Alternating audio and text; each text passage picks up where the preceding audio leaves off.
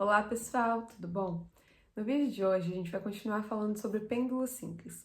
Nesse vídeo em específico, a gente vai demonstrar a modelagem matemática desse pêndulo, então inclusive as hipóteses que a gente utilizou para modelar o sistema, e depois a gente vai mostrar a ferramenta Simulink como forma de simulação da análise, conseguindo obter a velocidade e o deslocamento angular em função do tempo.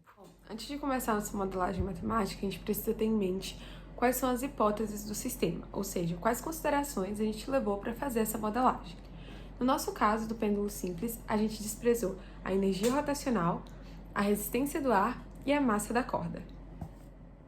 Assim, para a gente definir as equações de movimento, a gente vai utilizar a equação de Lagrange. Mas para isso a gente precisa definir alguns parâmetros antes. Então vamos começar considerando a energia cinética do sistema. Para a energia cinética, a gente vai considerar a massa e as posições do pêndulo em x e y, nos eixos do sistema.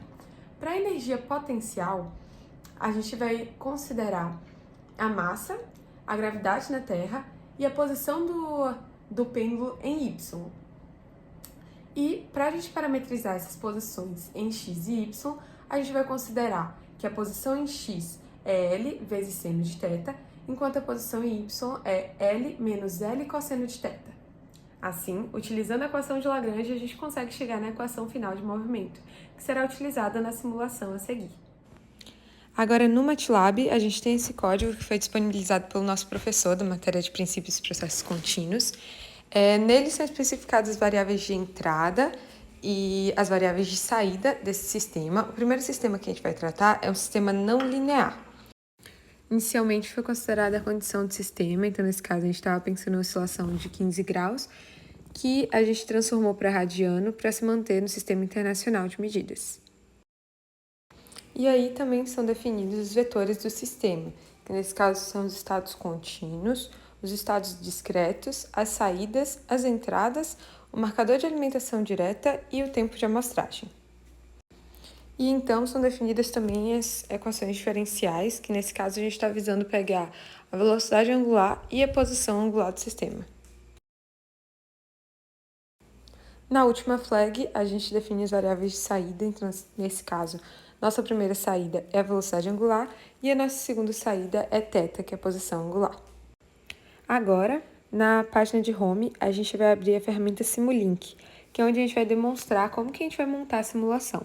Ele vai abrir essa outra página, onde a gente vai escolher abrir um projeto em branco. Aí, carregando um pouquinho.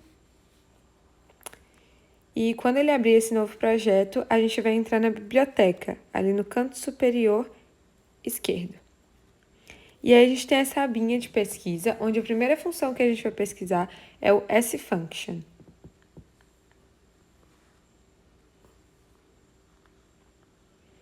Depois de pesquisado, a gente puxa a caixinha para o nosso projeto e a gente vai começar a configurar ela. Clicando com o botão direito, a gente vai abrir Block Parameters, onde no lugar onde está escrito System, a gente vai colocar o nome do nosso código, que é esse nome que vem antes das variáveis de entrada. Nos parâmetros desse function, nesse caso, a gente vai adicionar a gravidade e o comprimento da nossa corda do pêndulo. A gente assumiu duas incógnitas para esses dois parâmetros, apply e ok. Agora a gente vai adicionar os outros elementos da nossa simulação. O próximo que a gente vai pesquisar na barra de pesquisa é o demux, DEMUX, que é essa abinha onde a gente vai poder levar da nossa function duas caixinhas de output.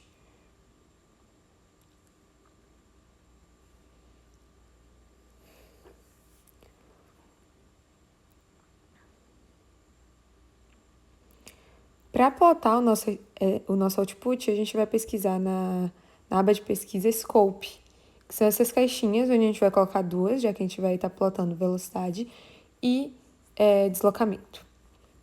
A gente liga, então, a partir do demux, a caixinha do sfunction ao scope.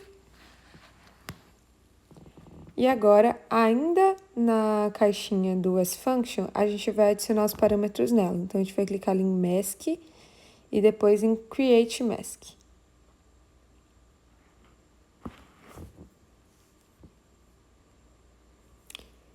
para adicionar parâmetros, a gente vai clicar em Edit na esquerda.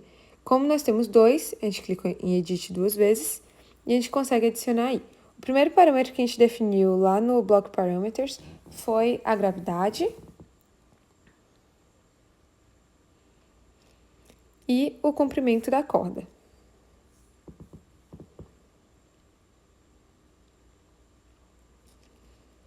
Os dois nomes de parâmetro a gente vai ter que associar as variáveis dele, que a gente já especificou antes. Então, a gente vai colocar G no primeiro para gravidade e L maiúsculo para comprimento. Para esses dois parâmetros, a gente tem que adotar valores. Então, ali na direita, onde tem escrito valor, a gente vai colocar o valor de gravidade na Terra, que é 9,81. E para o comprimento da corda, a gente utilizou nessa simulação meio metro, né? 0,5 metros.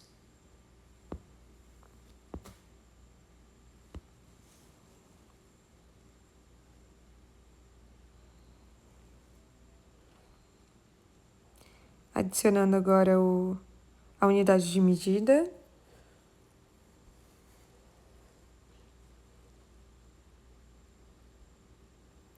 Todas no Sistema Internacional de Unidades.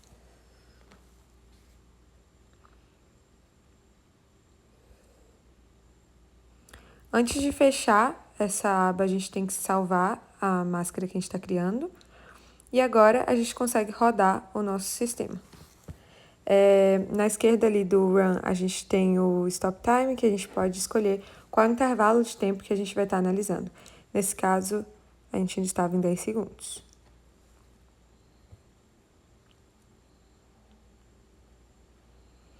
Na primeira caixinha, a gente tem o output de velocidade angular. E na segunda caixinha, a gente tem o output de deslocamento angular.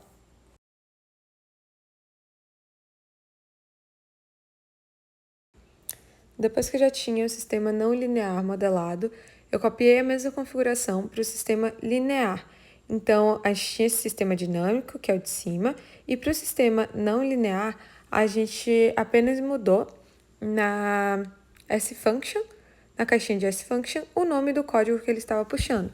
Então, antes ele puxava um código que era para um sistema não linear, e agora ele tem essa caixinha abaixo, onde está puxando para o sistema linear.